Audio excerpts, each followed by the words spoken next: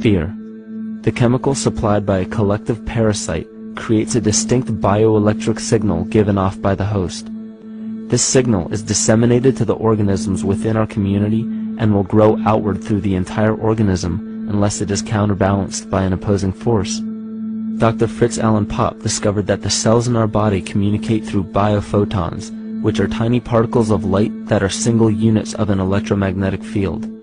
This communication system within our body also exists between people in what's known as morphic resonance. This was known by the shamans, sages, and adepts of antiquity. These teachings were commonplace in prehistoric cultures. It wasn't by sheer chance that artistic expression and rituals were the cornerstone of every ancient civilization. Art was used as a personal method to exercise the shadow content of the psyche and introduce it to the conscious mind. This was very literally viewed as psychic therapy. Ritual was based around astrological dates. As we've learned, the study of the stars and planets reflect our own astropsychology. The shamans would perform rituals on astrological dates that would correlate with a circadian rhythm or a psychological cycle. These rituals kept the human participants aware of their inner self and prevented the repression of psychological content. As long as people were facing their inner demons and accepting them as their own, they were not collectively projecting them into the physical world. If you bring forth what is within you, what you bring forth will save you. If you do not bring forth what is within you, what you do not bring forth will destroy you. The progeny of our psychological disease began growing rapidly after a series of catastrophes forced the collective into a somatic state of fight or flight. This lowered the immunity of the population by introducing a state of immense stress.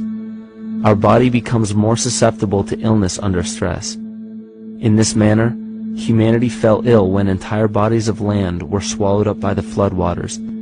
This uprooted many tribes, chiefdoms, and civilizations from their homes, and their ritual practices that were used as a conduit for psychic wellness were put on hold in order to survive the catastrophe and seek new homes. The shamans were spread to many new areas of the world. This information has been suppressed. We are made to believe that advanced civilizations such as ancient Egypt and the Mayans of Mesoamerica came about with no prior rudimentary remnants or evidence of evolving intellectual artifacts to bring them to their peak. We are meant to believe that their incredible knowledge of mathematics, astrology, agriculture, economy, polity, and architecture came out of nowhere. This leads many researchers today to the understanding that the origins of these civilizations have been suppressed. Not surprisingly, the force that has guided the suppression of this knowledge comes from the exact bloodline of the political and religious leaders stated previously. These are some of the notable book burnings and suppression of important texts in our history.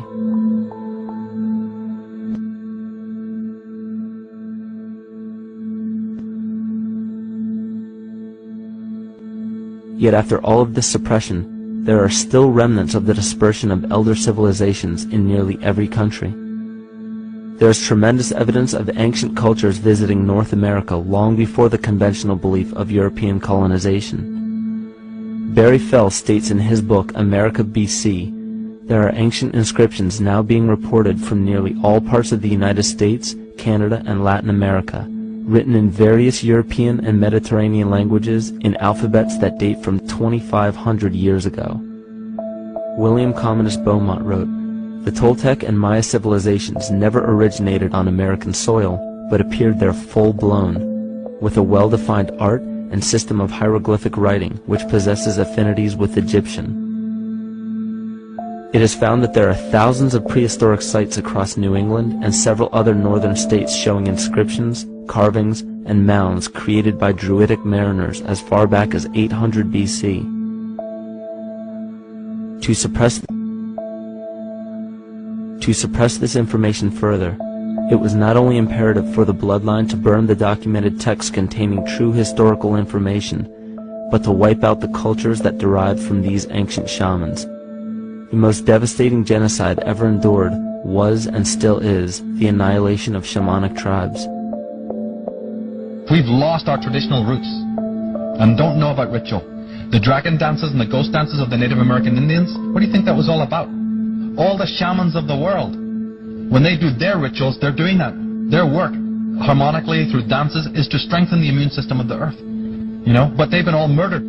So that was why in the 17th century, exactly the same period I'm talking about, there was an all-out agenda that when you come across indigenous people, you annihilate them. Columbus was sent on his expedition along with agents of the crown to disrupt the lives of the natives and seize mineral resources.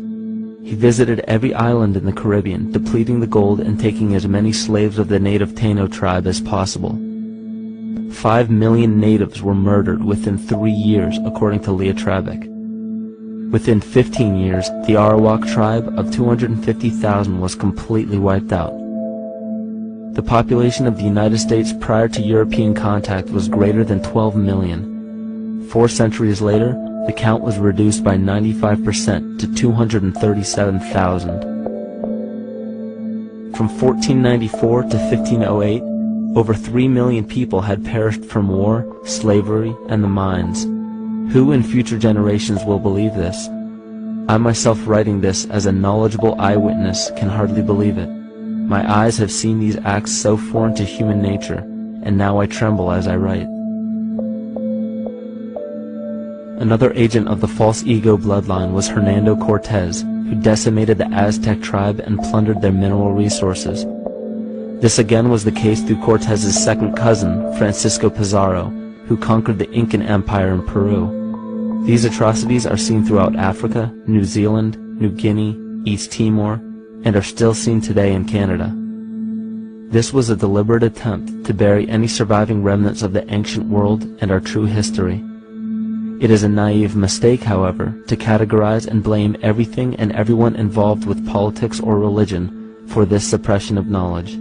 It is only natural for people to crave spiritual understanding when there are so many manufactured missing links and perversions in the spiritual text today. And due to this void of spiritual wisdom, honest and moral people who are simply trying to understand their place in this world become the prime consumer market for those who wish to exploit this vulnerability.